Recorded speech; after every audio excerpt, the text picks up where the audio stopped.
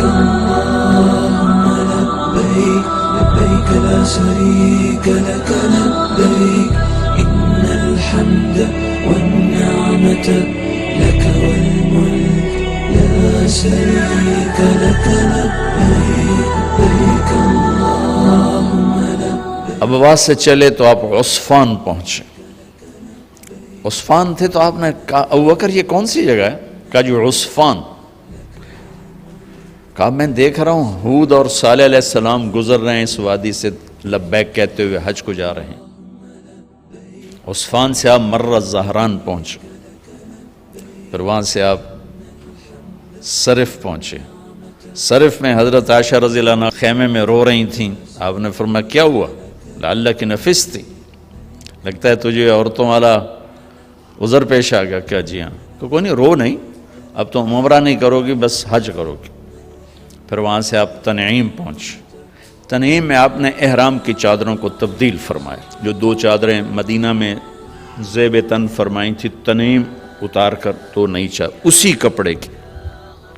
پھر مکہ کے ٹاپ سے آپ انٹر ہوئے اور بیر زی طوا کے کنویں پر آ کر آپ نے قیام فرمایا. یہ ہے اتوار کی رات. 25 کو چلے اور 4 کی رات کو، یہ مہینہ 29 کا تھا، تو 4 کی رات کو آپ مکے پہنچ گئے. اتوار کو صبح آپ نے غسل کیا، خالی پانی بہایا اور عمرہ کے لیے تشریف لے گئے. تو صفا مروہ کی طرف سے آپ پہنچے. باب و بنی شیبہ کے سامنے آپ نے اونٹنی کو بٹھایا تو بنو ہاشم خاندان کے بچے آ گئے. ان سب کو آپ ملے، کئیوں کو اونٹنی پہ بٹھا لیا، کئیوں کو پیار کیا، گلے لگایا. پھر ان سب سے ہو کر باب و بنی شیبہ، یہ باب و بنی عبد مناف تھا، آپ کے خاندان کا دروازہ تھا، اس سے آپ انٹر ہوئے. اور جب آپ فارغ ہوئے تو باب و بنی مخزوم سے آپ باہر نکلے. آپ نے جاتے ہی حجر اسود کا بوسہ لیا، پھر سجدہ کیا، پھر بوسہ لیا، پھر سجدہ کیا، پھر بوسہ لیا، پھر سجدہ کیا. پھر آپ رونے لگے، بہت روئے. اس کے بعد آپ طواف شروع فرمائے.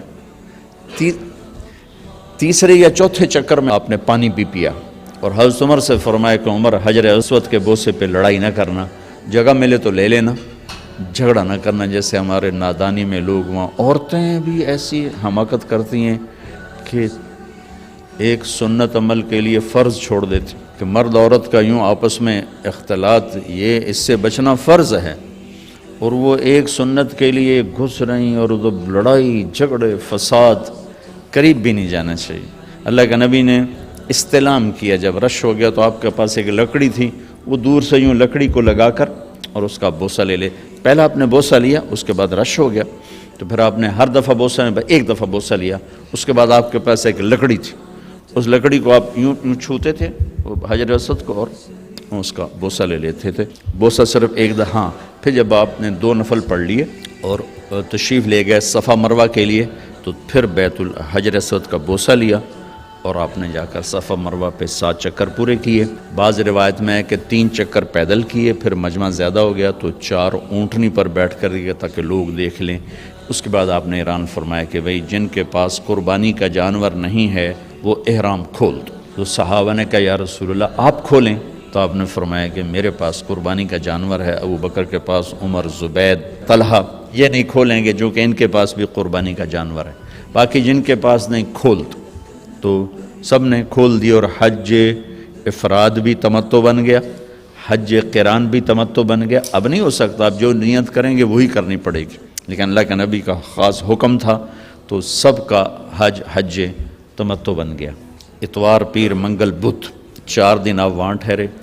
ان 4 دنوں میں آپ بیت اللہ تشریف نہیں لائے، طواف بھی نہیں کیا. کسی نہیں کیا کہ میرے آنے سے لوگوں کو تکلیف ہوگی، رش بڑھے گا. تو لوگوں کو تکلیف سے بچانے کے لیے نفل عبادت چھوڑنا میرے نبی کا طریقہ. ہم نفل پڑھنے کے لیے لوگوں کی جئی تئی پھیر کے رکھ دیتے. ایک کسی بزرگ سے کسی نے پوچھا کبھی آپ کی تہجد قضا ہوئی؟ کہنے لگے زندگی میں 1 دفعہ ہوئی. وہ کیسے ہو گئی؟ کہ میں ایک جگہ مہمان تھا تو تہجد میں اٹھا تو دروازے کے پاس ایک آدمی سویا ہوا تھا تو دروازے تک جانے کے لیے اسے کراس اس کے اوپر سے گزرے بغیر راستہ کوئی نہیں تھا، تو مجھے خطرہ ہوا میں اس کے اوپر سے گزرا تو اس کی آنکھ کھل جائے گی، تو میں واپس آ کے لیٹ گیا۔ بس زندگی میں ایک دفعہ میری تہجد قضا ہوئی ہے۔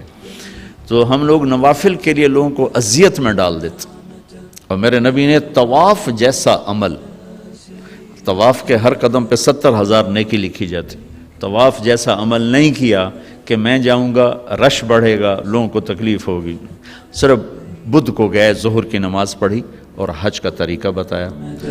لك والملك لا شريك لك